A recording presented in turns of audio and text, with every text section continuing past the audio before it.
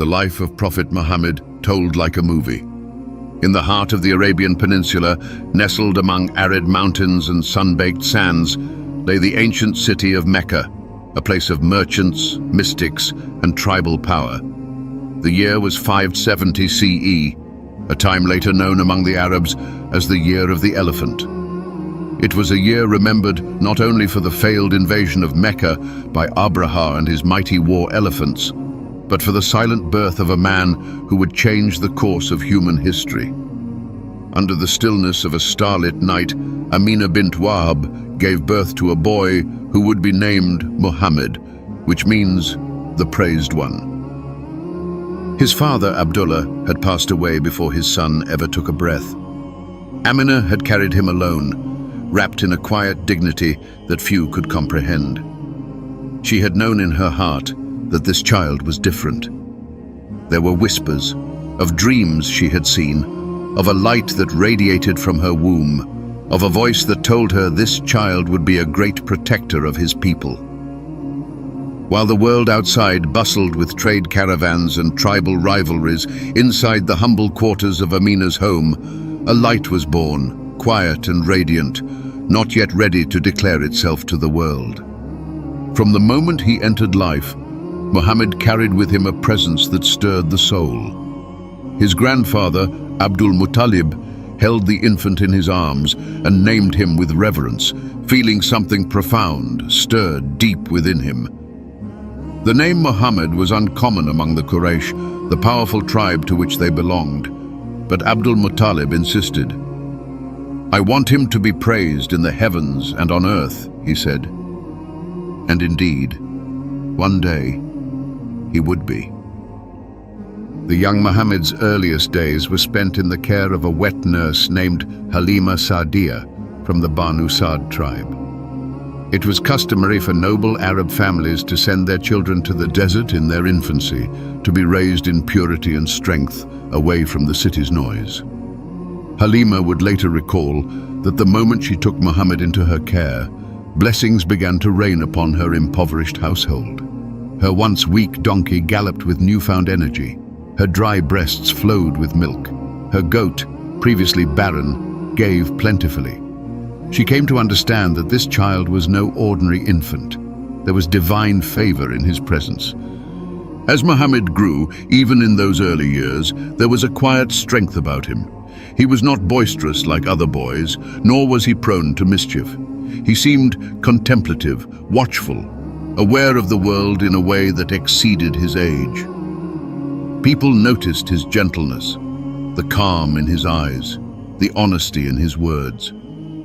By the age of 6, tragedy struck again. Amina fell ill during a return journey from Yathrib and passed away, leaving Muhammad orphaned. He was now a boy without mother or father, entrusted to the mercy of his family and the will of God.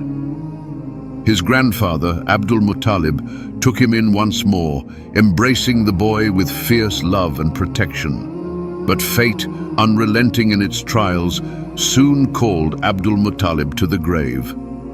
Now 8 years old, Muhammad was passed into the care of his uncle, Abu Talib, a man of modest means but deep loyalty.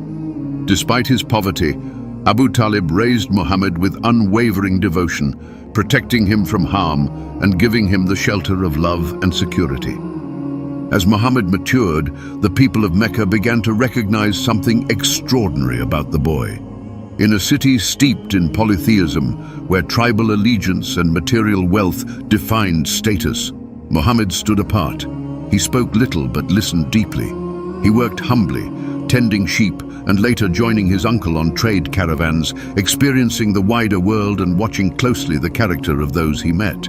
He never bowed before idols, he never uttered a lie. And though still a youth, he carried himself with a nobility that inspired trust. There were moments when travelers and sages would look into the eyes of the boy and pause, as if sensing an echo of prophecies long held in their hearts. He did not yet know the full weight of his destiny, but it had begun to stir within him. The boy who had lost everything, his father, his mother, his grandfather, had never lost his grace. And in the silence of his trials, the foundation was being laid for a message that would soon shake empires, awaken hearts, and forever change the world. This was no ordinary birth. It was the arrival of mercy, clothed in humility, destined to illuminate the darkest corners of the earth. The desert had waited long enough. The final prophet had come. The sun blazed over the city of Mecca, casting long shadows through the narrow streets where merchants shouted their wares and caravans came and went with the rhythm of the desert. Among the bustling trade routes and sacred traditions stood a young man, tall and modest, with a presence so steady it seemed to quiet the chaos around him. His name was Muhammad, and though he was not yet a prophet, his reputation had already begun to stretch beyond the borders of his tribe. In a city where deceit was common and ambition often clouded judgment, Muhammad was known by a title that needed no explanation: Al-Amin, the trustworthy. From a young age, Muhammad had worked to support his family, tending sheep in the rocky hills outside Mecca. The solitude of the desert shaped him, offering moments of reflection and insight. It was in those quiet hours, under the vast Arabian sky, that he learned patience, resilience, and empathy. He saw how even the smallest creature was a part of something greater. When he returned to the city, these lessons remained with him, guiding his interactions with people of every station. As he entered adulthood, Muhammad began to engage in trade, a crucial part of Meccan society. But unlike many others, he did not cut corners or chase profit at the expense of ethics. When he entered the marketplace, there was no bargaining through false claims, no hidden tricks or exaggerated promises. He spoke with clarity, delivered on his word, and honored every agreement. Customers began to seek him out, not only for the goods he sold, but for the peace of mind they felt when dealing with him. His honesty became his currency, and it enriched him in ways gold never could. There were times when others tried to take advantage of his gentle nature, assuming his kindness was weakness. But Muhammad was not naive. He saw through deceit, yet chose not to repay cruelty with cruelty. He held his dignity like a shield, strong yet graceful. He was a man of few words, but when he spoke, people listened. His voice, neither harsh nor boastful, carried the weight of truth and the warmth of sincerity. In a society driven by pride and power, his humility stood as a quiet rebellion. Despite his growing success, Muhammad remained deeply grounded. He never mocked the poor, nor did he elevate himself above others. He sat with orphans and strangers, shared meals with the needy, and walked alongside slaves and merchants alike. His life was not built in palaces or decorated with excess, but in the hearts of those who trusted him. Even those who disagreed with his views respected his character. To them, he was a rare soul, untainted by the moral decay that surrounded him. The elders of Mecca began to turn to him in moments of dispute. His judgment was fair, his mind clear, and his heart free from bias. When a conflict arose over who would place the sacred black stone during the reconstruction of the Kaaba, it was Muhammad who was chosen to resolve it. With wisdom beyond his years, he proposed a solution that satisfied every tribe and preserved the fragile peace of the city. At that moment, even the proudest chieftains acknowledged that this young man possessed a kind of leadership that could not be bought or inherited.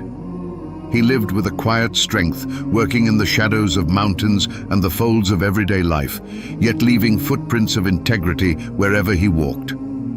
Muhammad's honesty was not an act, but a reflection of his soul, transparent, unwavering, and deeply rooted in something unseen but profoundly felt. Though he had not yet received revelation, those who truly observed him could sense that his path was unlike any other. A storm was coming, not of destruction, but of truth. And the young man called Al-Amin was already walking at its center. In a world where marriages were often transactions and love was rarely spoken of with tenderness, the story of Muhammad and Khadija unfolded like a sacred melody whispered across time. She was a woman of wealth, independence, and wisdom, respected by men and admired by women in a society that offered little to either. Twice widowed, yet not broken, Khadija bint Khuwailid had built a thriving business that reached into the far corners of Arabia. Her caravans brought not just goods, but stories and information from distant lands. Her mind was sharp, her heart discerning, and her standards unmatched.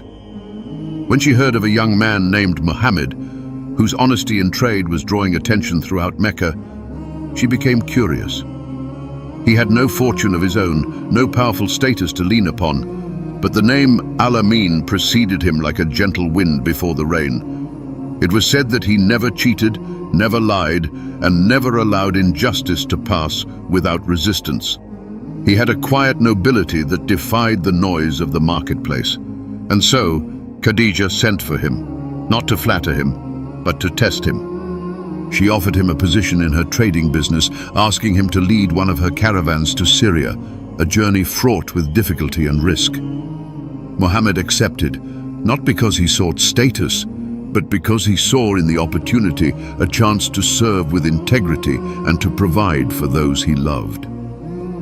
He completed the journey with such care, success, and trustworthiness that even Khadija's servant who accompanied him returned full of praise. He spoke of Muhammad's fairness, his humility, and his refusal to act indecently even when given the chance. There was something different about this man, something timeless. Khadija listened, and her heart stirred in a way it never had before. She had known many men, but none like him. His character wasn't a mask, it was the essence of who he was. He didn't speak to impress, didn't boast of his deeds, didn't seek to charm. He simply lived with truth. In the stillness of her thoughts, Khadija made a decision that would echo through eternity. She sent a proposal of marriage, not through direct words, but through trusted intermediaries who conveyed her interest with grace. And when Muhammad received the proposal, he was moved not by ambition or convenience, but by the sincerity and dignity of the woman who offered it. He agreed, and at the age of 25, Muhammad married the 40-year-old Khadija. It was not a marriage of power, nor was it one of political convenience. It was a union rooted in faith, love, and the meeting of two kindred spirits who had waited a lifetime to find one another.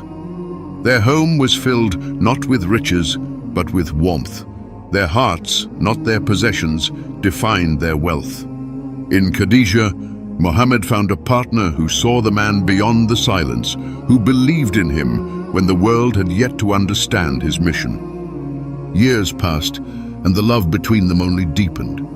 They raised children together, shared meals, laughed, cried, and supported one another through both calm and storm. Muhammad never took another wife during Khadija's lifetime, though it was customary among his people to do so. Her presence filled every corner of his heart. When revelations later descended upon him and fear gripped his soul after his first encounter with the angel, it was Khadija who wrapped him in her arms and whispered courage into his bones. "God would never disgrace you," she said. "You help the poor, you care for the orphan, you speak the truth. You are a man of honor." Her words became his foundation. Her faith in him lit the path ahead. When she passed away many years later, a silence fell over Muhammad that even the Quraysh could not provoke. Her absence was a wound no battle could inflict.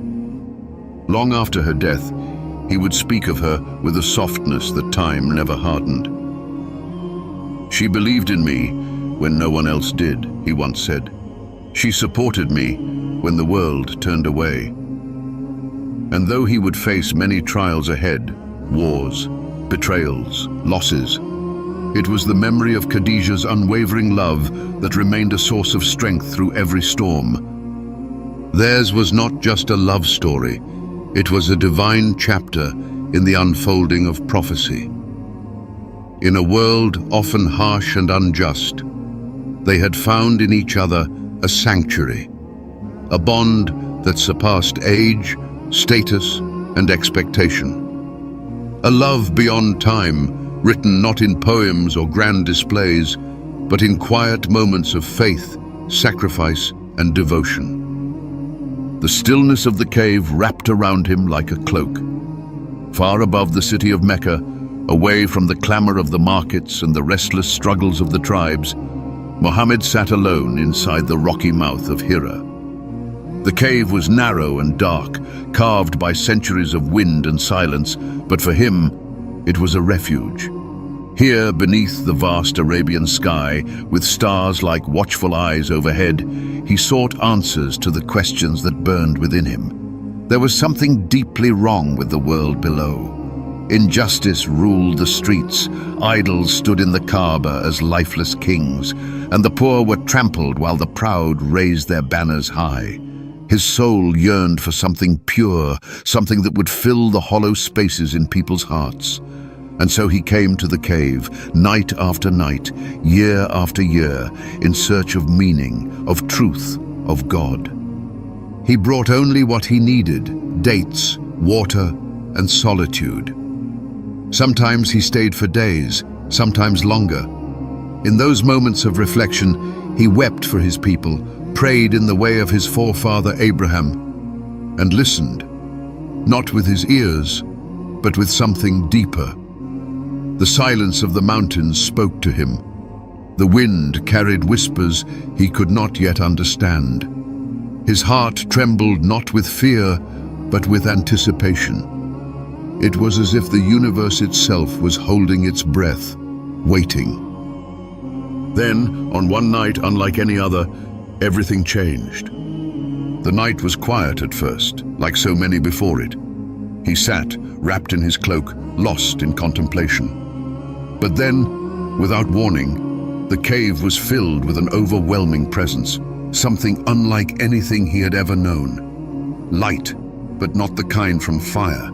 Power, but not of this world. And then, a voice that struck his soul with the weight of 1,000 truths, a voice that shook the mountain and stilled time. Read. He froze, terrified. He could not speak. I am not of those who read, he managed to stammer, his heart pounding like a drum. The presence drew closer, wrapping itself around him. He felt it, not with his skin, but with his very soul. The command came again, more urgent, more immense. Read! His breath caught. What was this? Who was this? Again he replied, trembling, I cannot read. A third time the command came, fierce and undeniable. Read in the name of your Lord who created man from a clot of blood. Read, and your Lord is the most generous, who taught by the pen, taught man what he did not know. And in that moment, the words poured into him like fire and light, engraving themselves into his memory. He gasped, eyes wide, chest heaving. The presence released him, and he stumbled out of the cave, his heart beating like a bird in a storm. The stars above seemed to pulse with knowing. The wind whispered differently now. He ran down the mountain, stumbling, falling, then rising again, his cloak whipping behind him. He didn't stop. His only thought was to reach her. Khadija. She would understand. She had to understand. When he finally burst through the door of his home, his face pale, his body shaking, Khadija rushed to him, her eyes full of worry. Cover me, he whispered. Cover me. She wrapped him in blankets and held him close, waiting as his body trembled and his breath came in gasps. She didn't question him. She didn't doubt him. She waited, steady and loving, until the storm within him calmed enough for him to speak. And then he told her. About the cave, about the angel, about the command, about the words that burned into his being. And with every sentence, Khadija's eyes softened, not with disbelief, but with reverence. She saw not a man gone mad, but a man who had been chosen. She embraced his truth before the world would even hear it. She took his hand and led him to her cousin, Waraka ibn Nawfal, a learned man of the scriptures. Waraka listened, his eyes narrowing with intensity. Then, with a trembling voice, he confirmed what Khadija had already believed. This is the same one who came to Moses, the angel of revelation. You are the one who has been foretold. But then a shadow crossed Waraka's face. They will turn against you, he said solemnly. They will drive you out. No man has come with what you bring without being opposed. Muhammad listened, his heart heavy with the weight of prophecy. He had asked for truth. Now he carried it, and it would not come without pain. The days that followed were filled with silence. He waited for the angel to return, unsure, afraid, overwhelmed. But the flame had already been lit. The heavens had spoken. The cave had given birth to a revelation that would reshape the earth. And in the heart of a humble man, the voice of God had found its vessel. The world would never be the same again. In the quiet corners of Mecca, far from the public eye and the thunder of the city's merchants and chieftains, a small flame began to burn. It was not loud or confrontational, not yet a call to arms or rebellion. It was a whisper, gentle, deliberate, and profound. After the shattering experience in the cave and the first revelations from the angel Gabriel, Muhammad began to understand that he was not only chosen, but commanded. The message was not meant to be his alone. It was to be shared, but not all at once, and not yet in the open. For now, it was a secret call, one soul at a time. His heart was still adjusting to the weight of divine words. The revelations would come in moments of silence or waves of power that left him trembling. Each verse was a key, unlocking ancient truths that the people had long forgotten. And though he had no scroll, no temple, no crown, what he carried in his heart would one day shape the conscience of nations. He began with those closest to him, those whose hearts were already open. Khadija, his beloved wife, was the first to believe. Her acceptance gave him strength like no other. Then came Ali ibn Abi Talib, his young cousin, just a boy, but filled with courage and sharpness far beyond his years. Without hesitation, Ali accepted the message and stood beside Muhammad, even as the world around them remained unaware. Zayd ibn Haritha, once a slave, but now a beloved adopted son, was next. He too embraced the message without doubt. Then Abu Bakr, the trusted friend, a man of means and reputation, heard the call and answered it with the steadiness of a mountain. Abu Bakr's belief would soon bring others into the fold. Quietly, discreetly, merchants, slaves, seekers of truth, people forgotten by the elite but precious in the eyes of God. They met in secret in the house of Al-Arqam, a discreet home tucked away from the scrutiny of the Quraysh. There, the verses of the Qur'an were recited for the first time in hushed tones and trembling voices. The words flowed like water, cutting through pride, greed, and despair.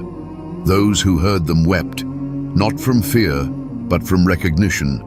It was as if their souls had been waiting for this moment all along. They knew these words were not the speech of men. They were something else, heavenly, urgent, alive.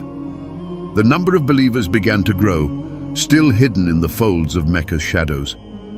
They were taught not only to believe in one God, but to stand for justice, to care for the orphan and the widow, to treat slaves as brothers, and to shun the idols carved by their own hands. It was a radical message, though delivered in whispers. It offered no riches, no power, only truth. And for those who accepted it, that was enough. But secrecy could not last forever. Whispers turn into echoes. And soon, the Quraysh began to suspect that something was stirring beneath the surface of their city. Their poets had not spoken such words. Their priests had not delivered such clarity. Who was this man changing hearts in silence? For now, Muhammad continued his mission with patience and care. He knew the storm would come, but the roots of faith had to be planted deep before the winds arrived. The secret call was not about numbers or spectacle. It was about conviction. It was about building a core of believers whose hearts would remain unshaken when the earth beneath them trembled. In the stillness of those early days, something extraordinary was taking shape.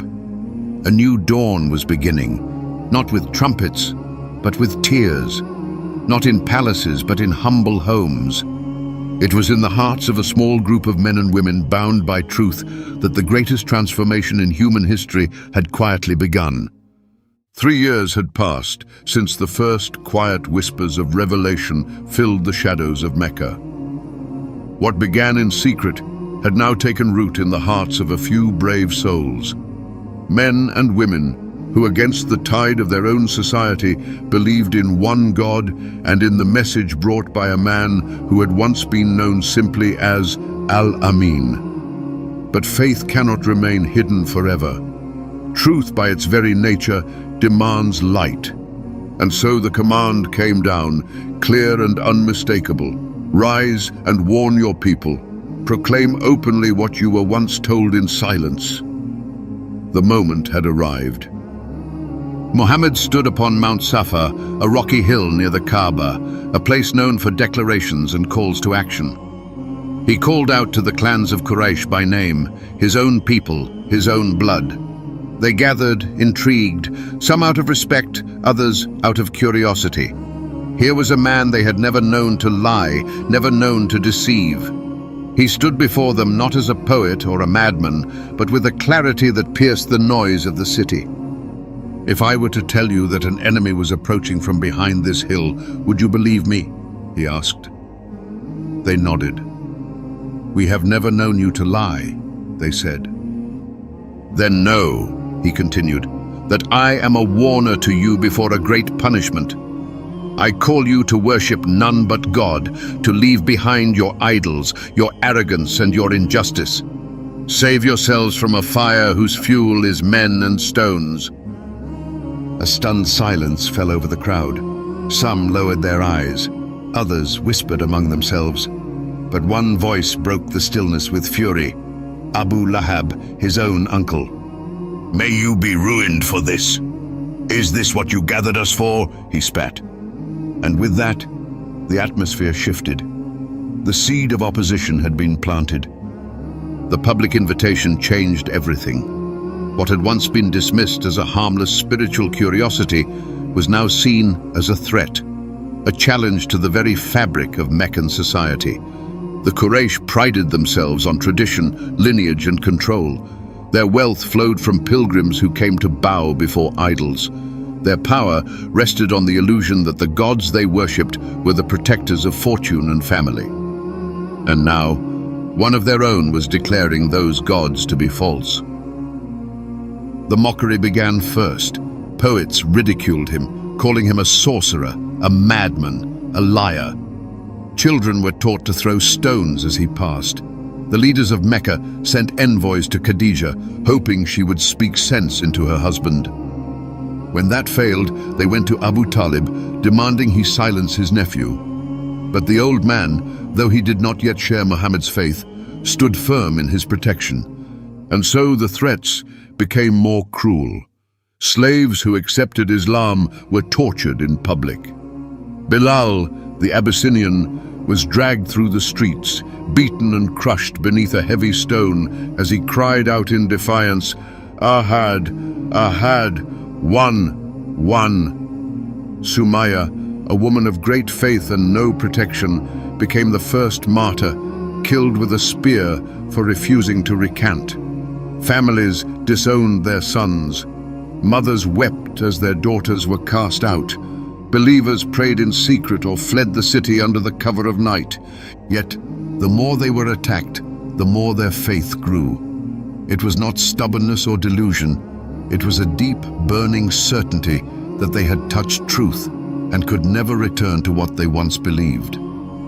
The Qur'an continued to descend, verse by verse, each line strengthening their hearts and sharpening their understanding. The words were not just poetry, they were revelation, raw, majestic, and untamed.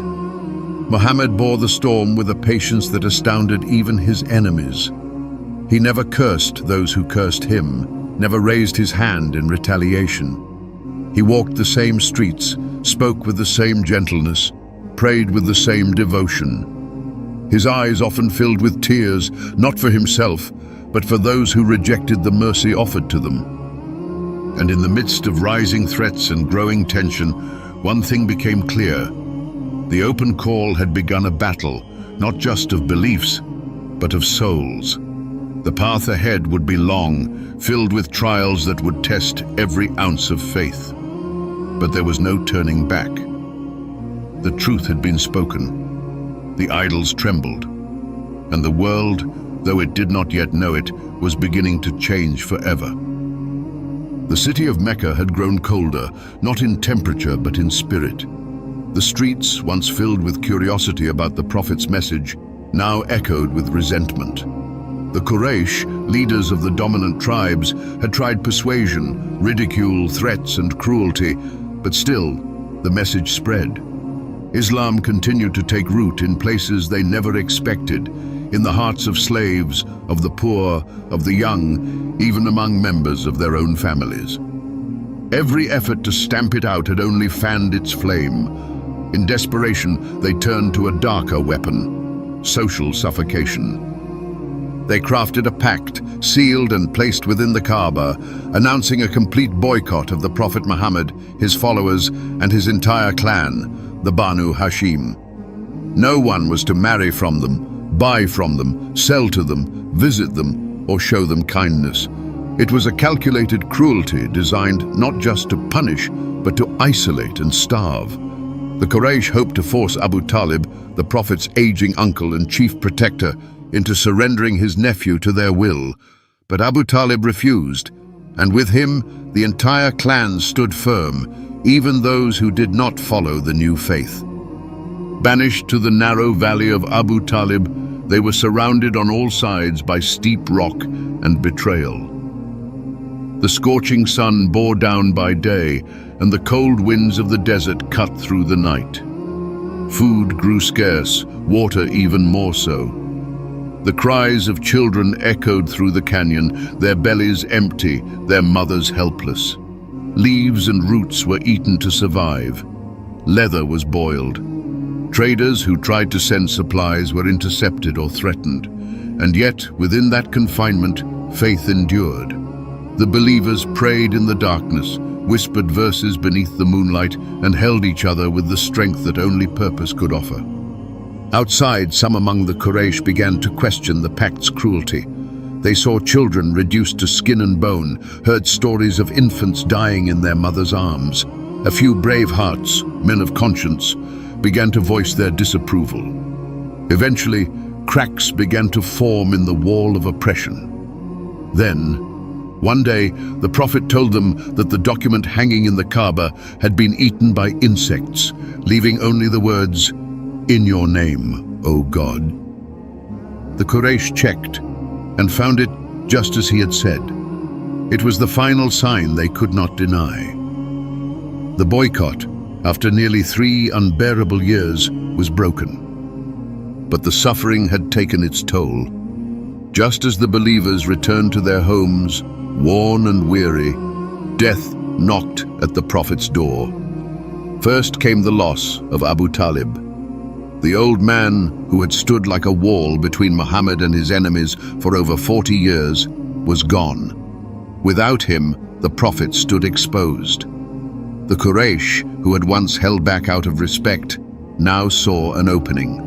They mocked him in the streets, threw filth in his path, even attempted to harm him physically. But the greatest blow had yet to come. Only weeks after Abu Talib's passing, Khadija fell ill. Her strength had sustained them all through hunger and exile, but her body had grown thin, her face pale.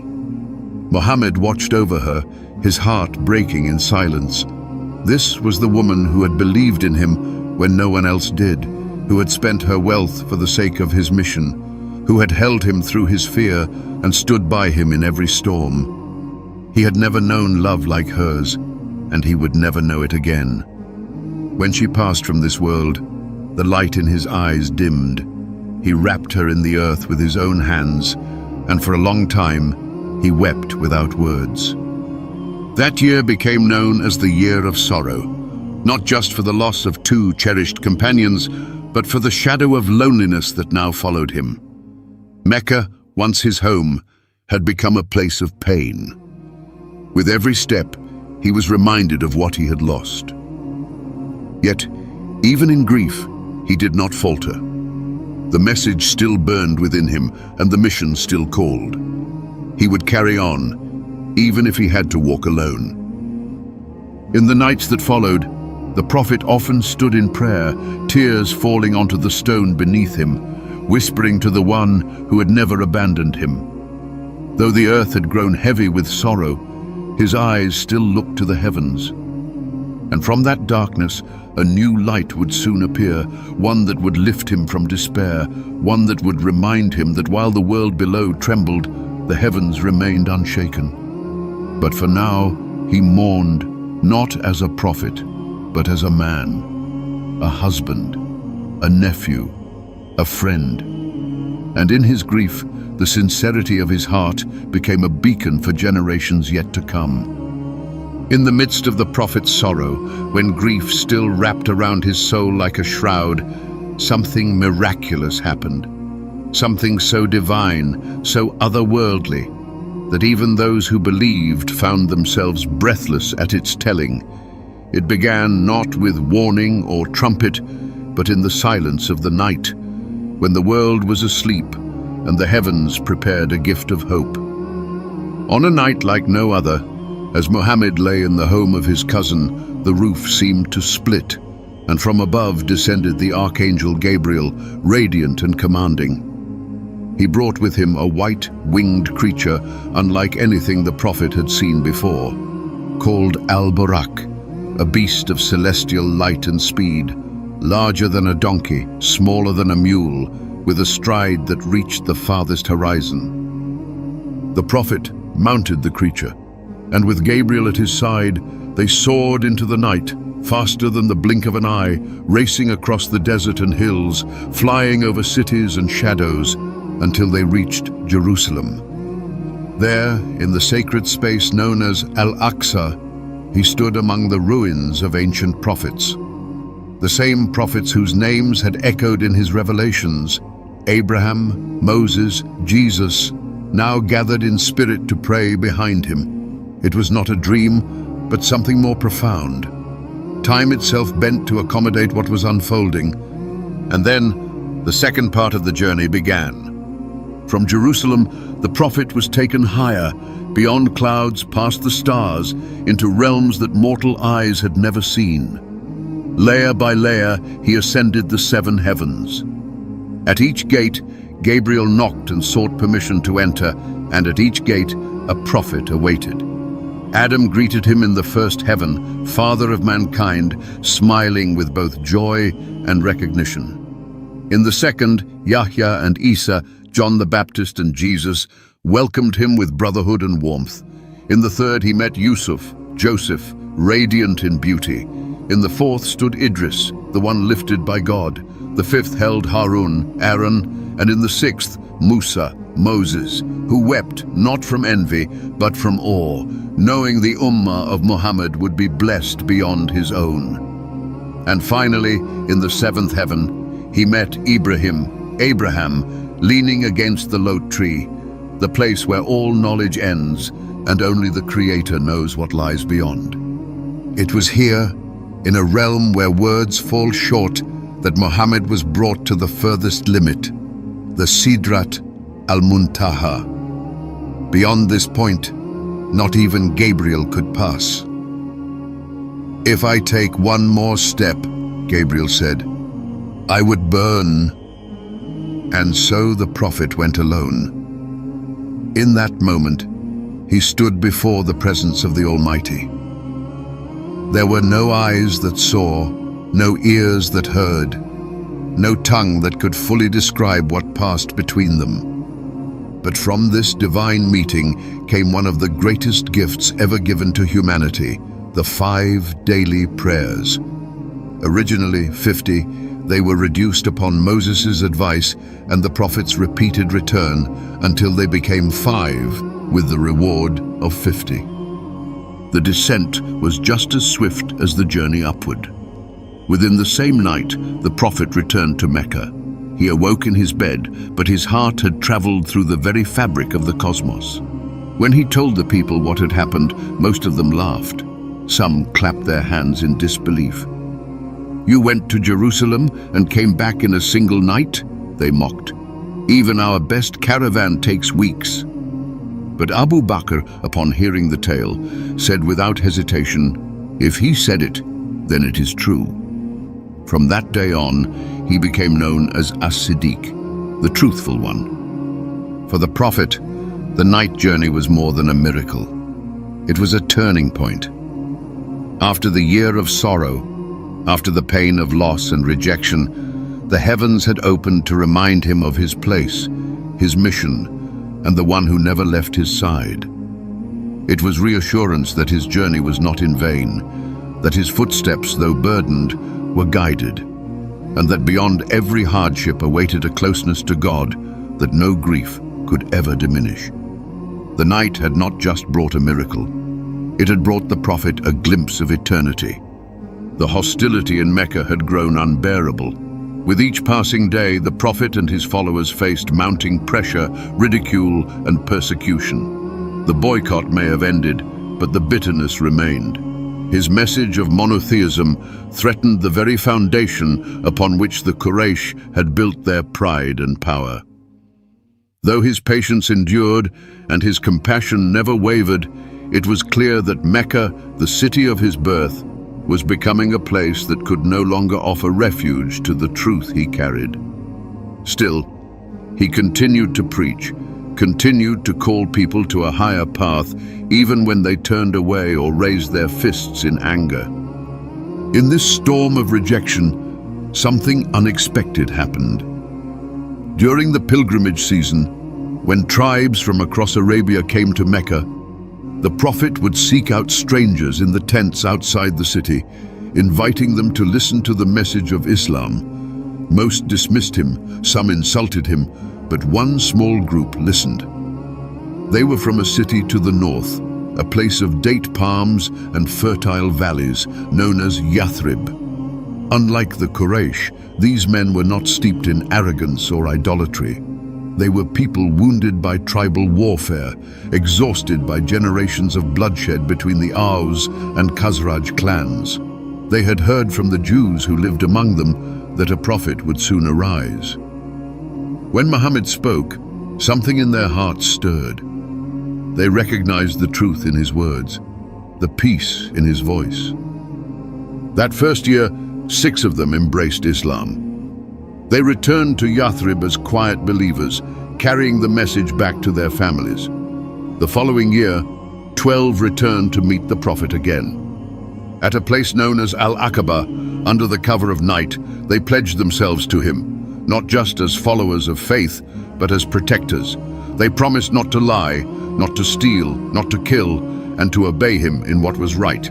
The prophet, touched by their sincerity, sent with them a teacher, Mus'ab ibn Umayr, a young man of noble origin who had once lived in luxury but now walked barefoot in service of the message. Mus'ab's efforts in Yathrib bore fruit quickly. Entire families began embracing Islam. The hearts of that city, softened by suffering and division, were opening. A third and final meeting occurred the next year. 73 men and 2 women stood in the same secret place, pledging themselves not only in belief, but in action. They vowed to defend the prophet as they would defend their own families. They invited him to come to Yathrib, to make it his home, and to find in it the safety Mecca could no longer offer. The prophet listened with deep emotion. He saw in Yathrib not just a new city, but a new beginning, a place where his message could flourish freely, where unity could be forged, where justice and faith could be established. He told his followers in Mecca, many of whom had endured years of torment, that they could now begin to migrate. Quietly, in small groups, they slipped away from the city, leaving behind homes, wealth, and memories, seeking the promise of peace. For the prophet, however, the time had not yet come. He would wait for the command from his Lord, and the danger that still loomed in Mecca would not spare him.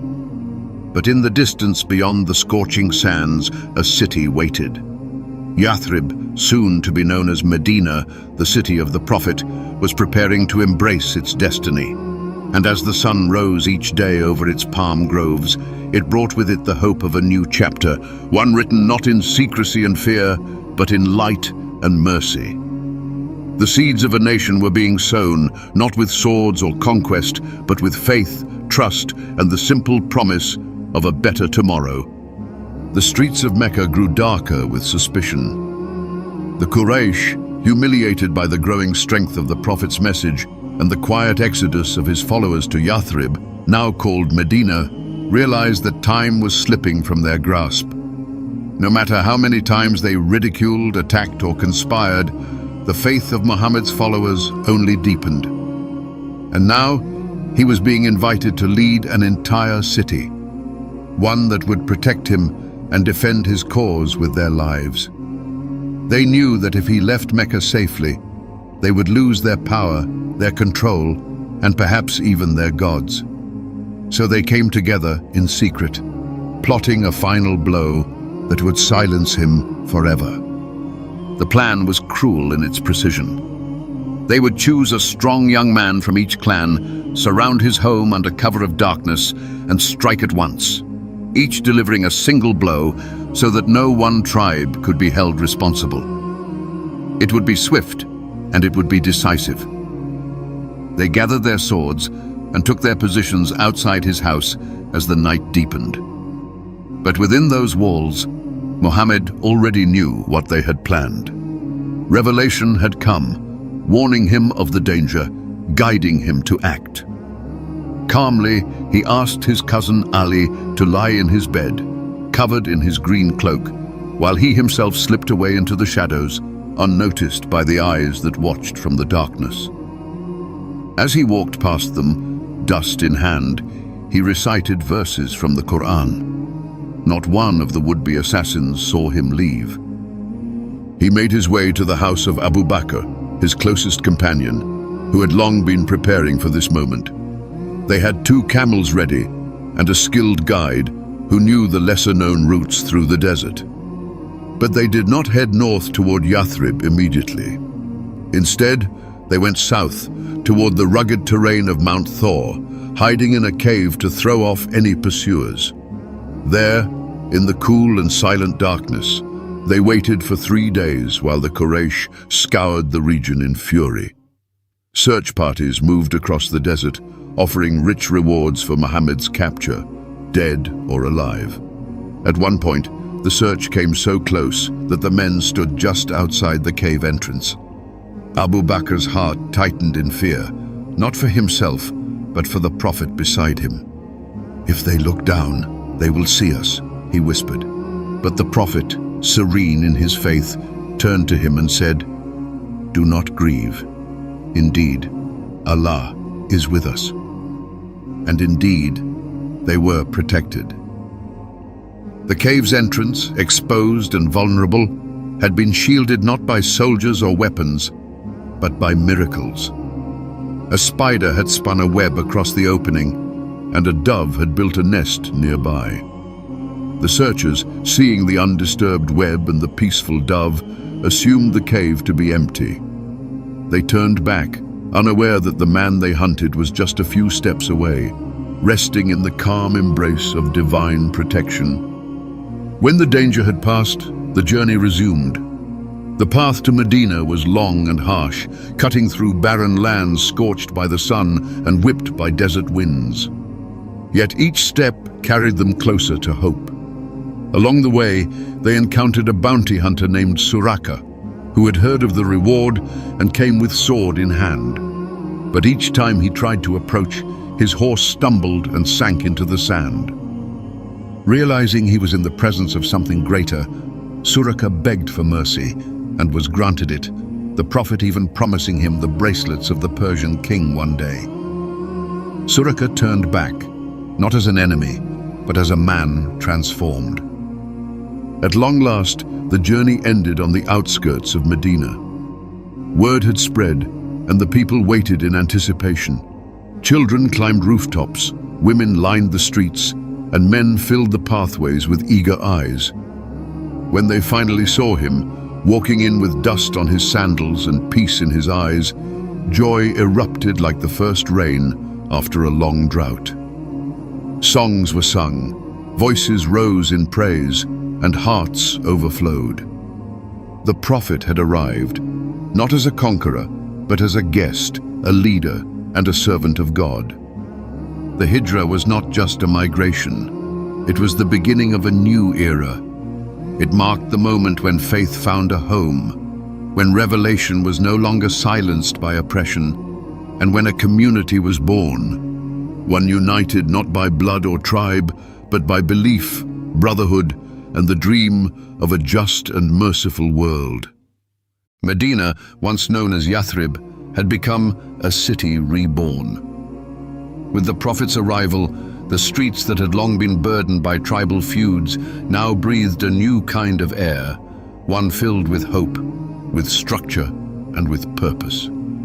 The people who had welcomed him were not merely offering shelter, they were seeking transformation. But for that transformation to take root, something more was needed than faith alone. Medina was home to many different groups. Muslim emigrants from Mecca, native converts from the AWs and Khazraj tribes, Jewish clans and others who still followed the old ways. Each had their own customs, their own grievances, their own fears. Left unattended, these differences could ignite once more into the kind of conflict that had ravaged the city for generations. Muhammad knew that unity could not be commanded, it had to be built.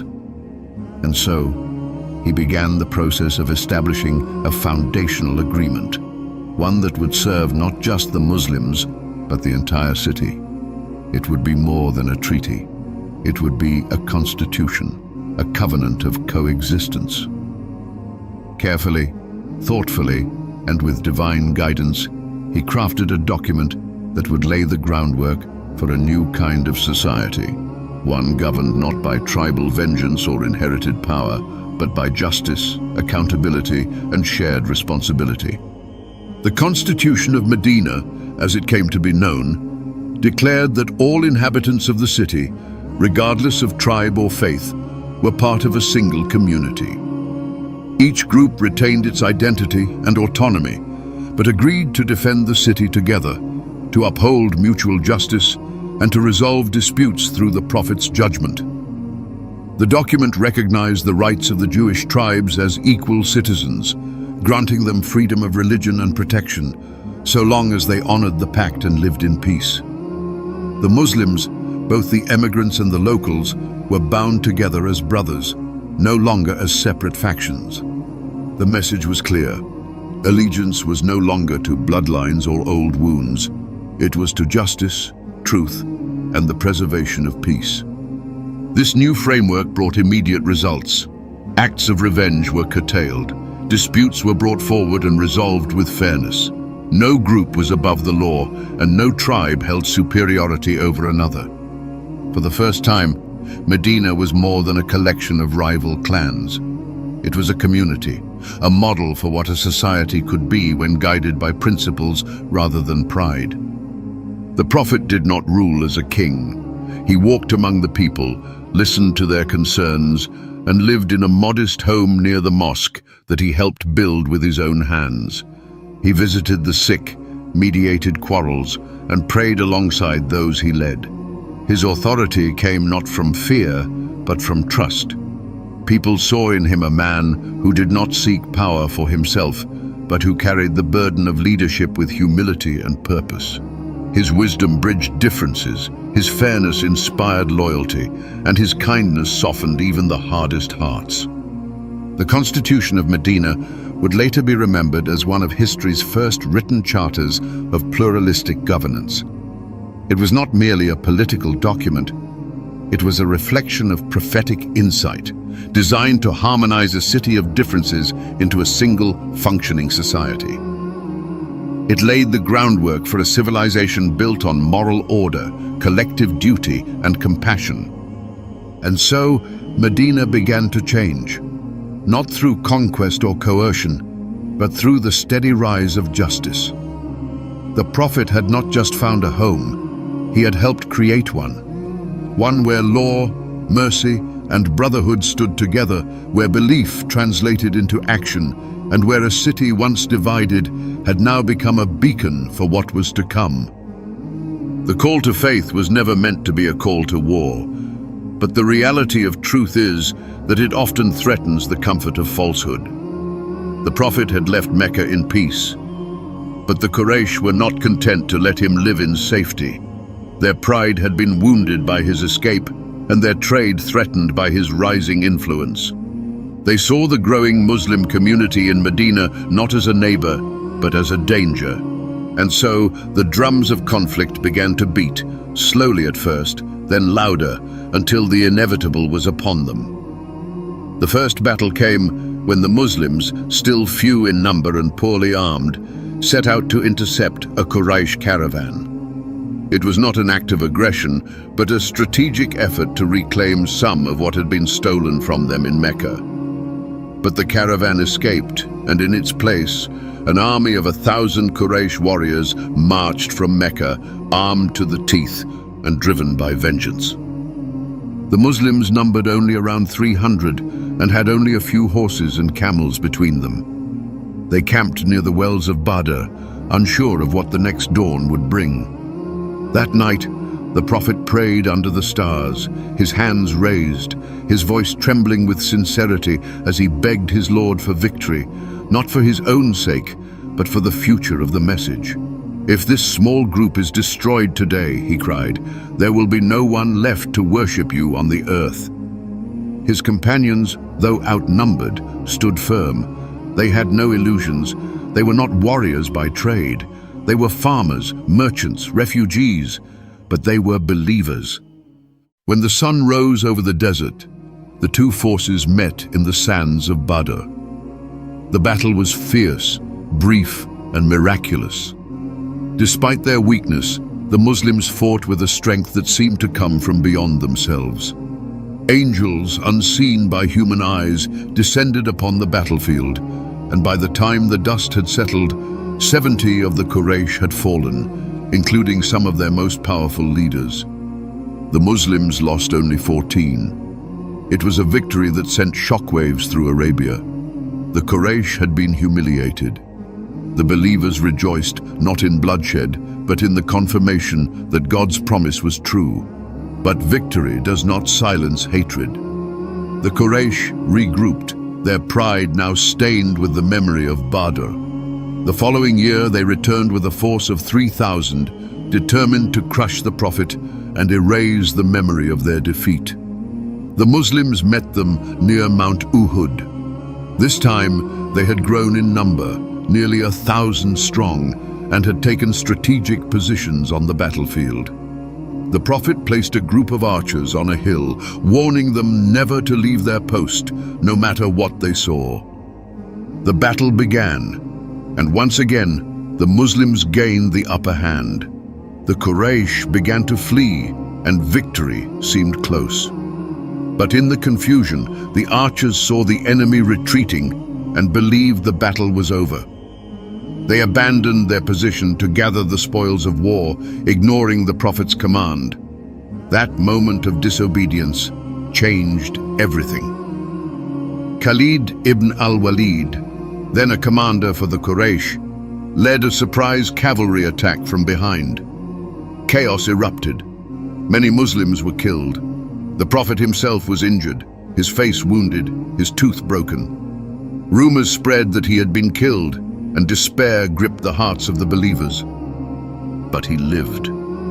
Blooded, battered, and surrounded by only a few loyal companions, he called out to his people, urging them to rally. Slowly, the Muslims regrouped, and the Quraysh, though victorious, failed to press their advantage. The battle ended in sorrow. 70 Muslims were martyred, including the Prophet's beloved uncle Hamza, whose body was mutilated in death. The lesson was bitter but clear. Victory comes with obedience, and even the smallest breach can bring great consequences. The pain of Uhud lingered, but the Muslims did not give up. Over the years, tensions simmered, alliances shifted, and threats loomed. Then came the greatest challenge yet. The Quraysh allied with other tribes and marched toward Medina with a force of 10,000 men. Their goal was simple: complete annihilation. The Muslims, vastly outnumbered, could not meet them in open combat. A new tactic was needed. At the suggestion of Salman the Persian, the Muslims dug a deep trench around the vulnerable parts of the city, a strategy unknown to Arabia at the time. The trench turned the tide. When the Quraysh arrived, they were stunned. Their cavalry could not cross. They camped outside the city for weeks, launching arrows and shouting threats. But the Muslims held their ground. The cold winds of winter cut through the camps. Food grew scarce. Tensions rose among the enemy ranks. God sent a storm so fierce that it tore through their tents and extinguished their fires. Disheartened and divided, the Confederate armies began to retreat. Not a single sword was raised in open battle that day, yet it was a victory as great as Badr. The Muslims had defended their city without losing their unity. These battles were more than clashes of swords. They were moments of truth, of faith, tested and deepened. Each one revealed the character of the Prophet, his patience, his courage, his mercy, even toward his enemies. And through it all, the Muslim community grew stronger, not just in number, but in conviction. The path of truth had never been promised to be easy, but with every trial, their hearts were forged, and the light they carried burned brighter against the darkness that tried to silence it. The city that had once cast him out ridiculed him, plotted his death, and waged war against his people, now lay ahead, its gates closed, its people waiting in anxious silence. It had been 8 years since the Prophet Muhammad left Mecca under the cover of darkness, pursued by assassins with nothing but faith and a promise. In those years, Islam had grown from a persecuted belief to a powerful movement. Medina had flourished, alliances had shifted, victories had come. Yet, never once had the Prophet sought vengeance. His heart, even in strength, still longed for peace. The conquest of Mecca did not begin with swords, but with a treaty. 2 years earlier, at Hudaybiyah, the Prophet had signed a 10-year truce with the Quraysh. Though the terms seemed unequal and many of his followers were disappointed, he accepted them with patience, knowing that peace would open doors that battle never could. And it did. In that period of calm, people saw Islam not through the lens of conflict, but through the beauty of its teachings. Hundreds embraced the faith. The Qur'an continued to descend and the community grew. But the peace was not to last. One of the Quraysh's allies violated the treaty by attacking a tribe allied with the Muslims. Blood was spilled in the night, and the cries of betrayal reached Medina. The Prophet sent a message to the Quraysh, giving them a chance to make amends, but they refused. The treaty was broken. The time had come. Yet even now, Muhammad did not seek destruction. He gathered an army of 10,000 strong, men who had once been outcasts, now united, disciplined, and guided by faith. As they marched toward Mecca, they did so without arrogance. The Prophet ordered no killing, no looting, no coercion. This was not to be a conquest of pride, but a return of truth to its rightful place. They approached quietly, setting up camp just outside the city. The Quraysh, overwhelmed and unprepared, sent Abu Sufyan, their aging leader and longtime adversary of the Prophet, to negotiate. What he saw astonished him. The campfires stretched far and wide. The discipline of the Muslim army, the reverence of the soldiers, and the mercy of the man they once called a madman, it shook him. He met the Prophet, and for the first time saw not just a rival, but a man whose truth could not be denied. That night, Abu Sufyan embraced Islam. The Prophet, knowing the fear that gripped the people of Mecca, declared that anyone who entered Abu Sufyan's house or stayed in their homes or sought refuge in the Kaaba would be safe. There would be no revenge. When the gates of Mecca opened the next morning, there was no resistance. The army entered in waves, not with raised swords, but with lowered heads. The Prophet rode not as a conqueror, but in humility, his forehead touching the back of his camel in gratitude to God. The people watched from behind their doors and rooftops, waiting for punishment, expecting the worst. But instead, they saw forgiveness walking through their streets. He made his way to the Kaaba, the sacred house that had been filled with idols for centuries. With his own hands, he struck them down, reciting, "Truth has come, and falsehood has vanished. Indeed, falsehood is bound to vanish." The idols fell one by one until none remained. The Kaaba stood pure once again, as it had in the time of Abraham. Then he turned to the people of Mecca, the same ones who had insulted him, attacked him, driven him into exile. They stood before him, their faces pale, their hearts pounding. He could have ordered their deaths. No one would have stopped him. But instead, he asked, "What do you think I will do with you today?" They responded, voices shaking, "You are a noble brother, the son of a noble brother." And then, in a voice filled with mercy, he said, "I say to you what Joseph said to his brothers. No blame will be upon you today. Go, for you are free." Tears flowed. Hearts that had once been hardened by pride and hatred now softened with awe. In that single moment, more people entered Islam than ever before. Not because of a sword, not because of force, but because of mercy. The Prophet had shown them a forgiveness so profound, so undeserved, that it shattered every wall of resistance. The conquest of Mecca was not a tale of war, it was the triumph of compassion. It was the return of truth to its birthplace, not with vengeance, but with grace. And it was a reminder that true power does not lie in domination, but in the ability to forgive when you have every right to punish. In the heart of Mecca, beneath the shadow of the Kaaba, the Prophet stood not as a victor, but as a servant of God, and the world was changed forever.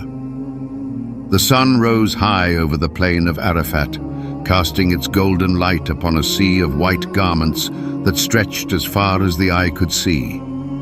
It was the 9th day of Dhul Hijjah, in the 10th year after the migration, and the Prophet Muhammad stood before the largest gathering he had ever addressed. Over 100,000 believers had come from every corner of Arabia, united in faith, gathered in peace, their hearts full of awe and love for the man who had guided them from darkness to light.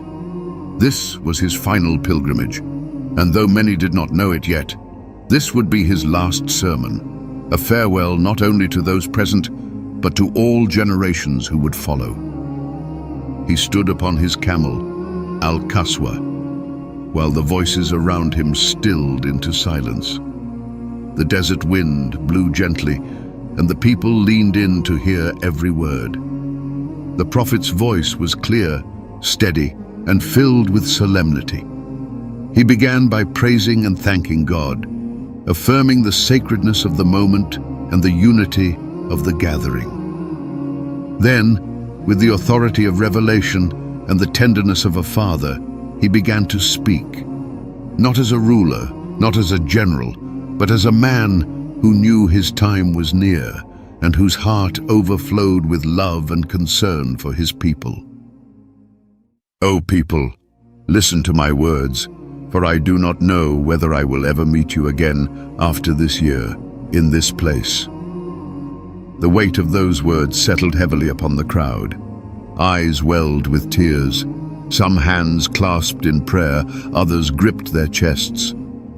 The prophet continued, reminding them of the sanctity of life, of blood, and of property.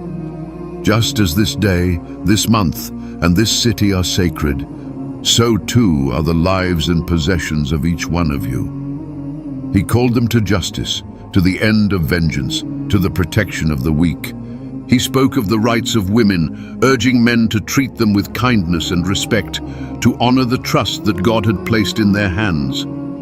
He reminded the people that they all came from a single soul, that no Arab is superior to a non-Arab, nor a white to a black, except by righteousness and good deeds. He shattered the walls of tribal arrogance with the truth of equality. "All of you are from Adam, and Adam was from dust." The crowd listened, hearts beating in unison with a truth that transcended lineage and pride. The prophet reaffirmed the pillars of faith: prayer, fasting, charity, pilgrimage, and warned against the whispers of the devil, who still sought to divide and deceive. He told them to follow the Qur'an and his example, to hold fast to them so they would never go astray. "I leave behind me two things, the Book of God and my Sunnah. If you follow them, you will never be lost." His words were not mere guidance, they were a legacy, a final trust. Then he raised his voice and asked, "Have I conveyed the message?" The crowd responded as one, "Yes, you have." And he lifted his hand to the sky and said, "O Allah, bear witness. O Allah, bear witness. O Allah, bear witness." The sun bore down, the winds whispered through the crowd, and a stillness fell, a sacred silence that would echo through history. It was here, during this farewell, that the final revelation descended. "This day I have perfected for you your religion, completed my favor upon you, and have chosen for you Islam as your religion." The mission was complete. The message had been delivered. The man who had once stood alone on Mount Safa was now surrounded by a nation of believers.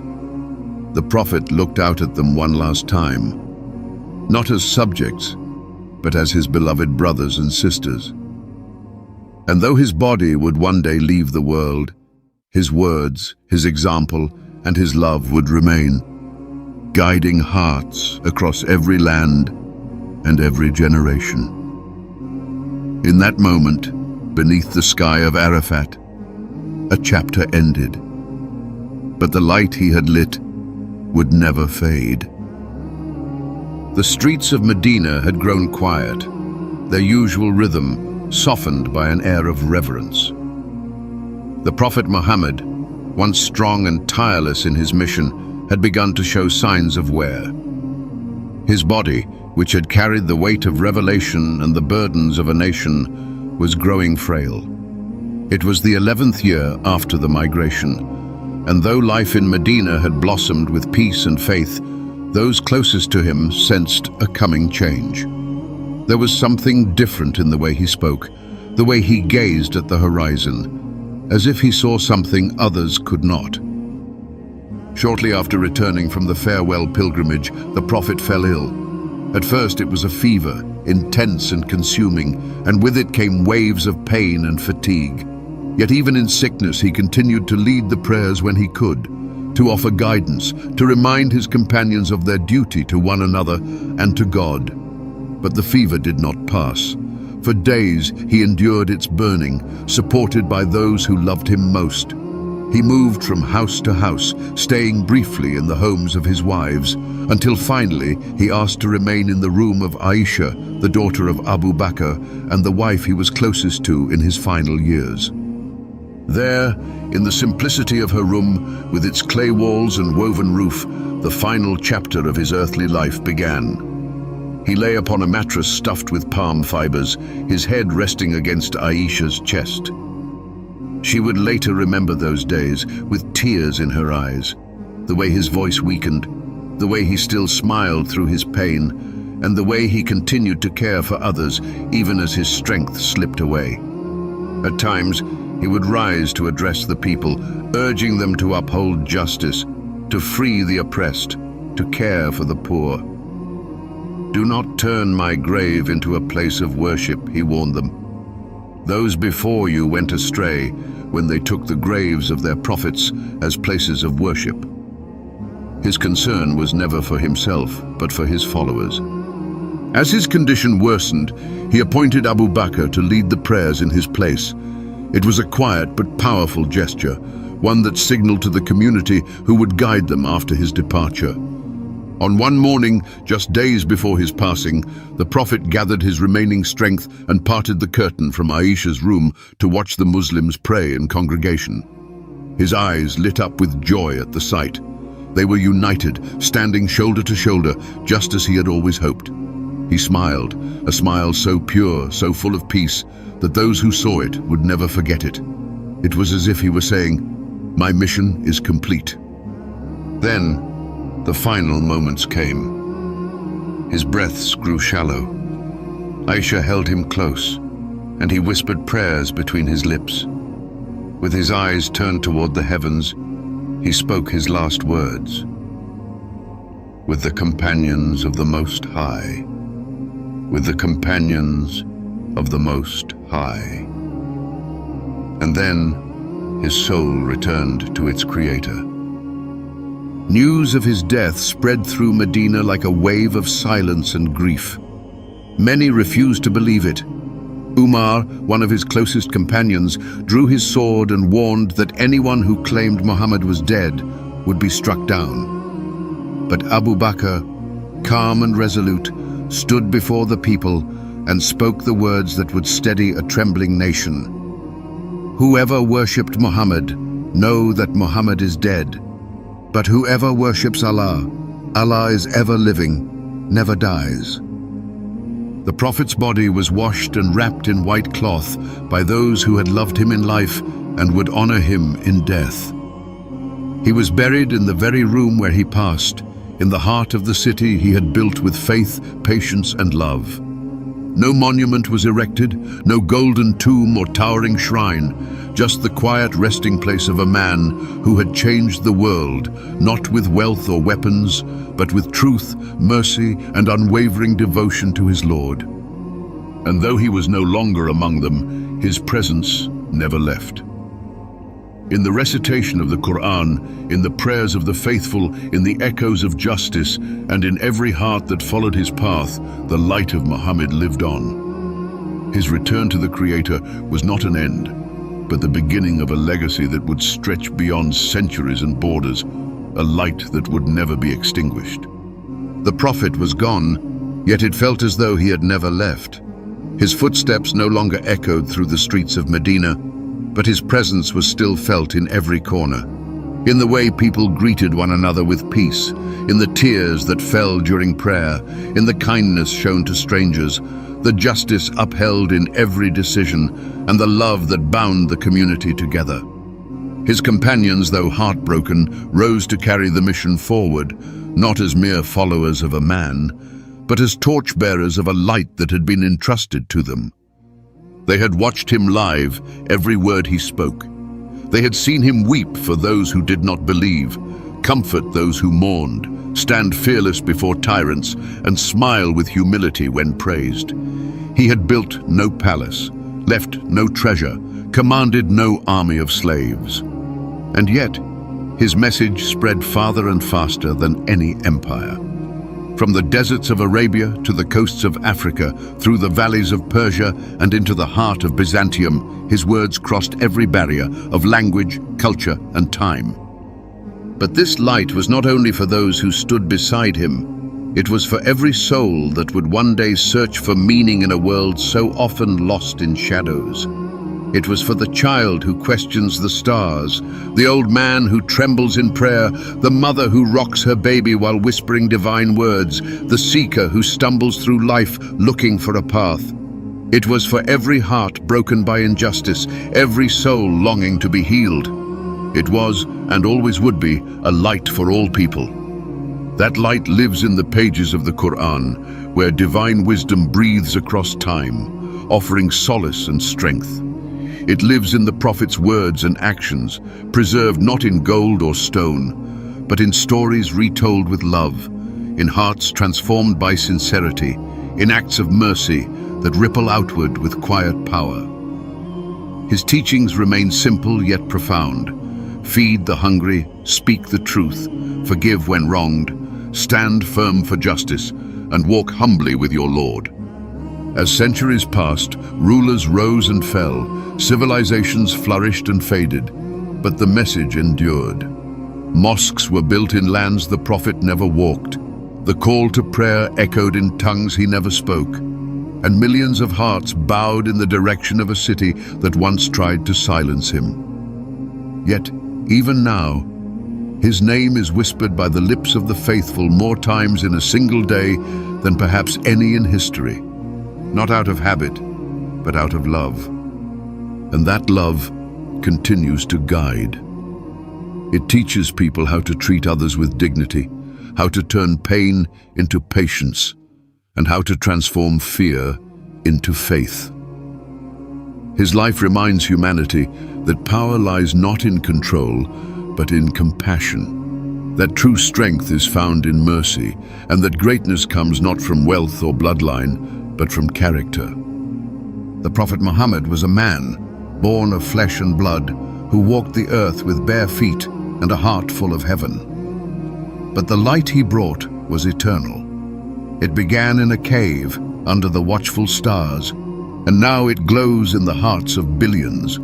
It lives on in the kindness of strangers, in the courage of the oppressed, in the beauty of every sincere prayer.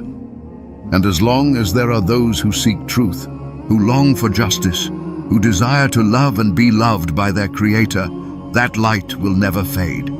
It will burn soft and strong from age to age, calling all who hear it to rise, to reflect, to return, to the one who sent him, and to the message that still whispers across the sands of time: peace, mercy, and light.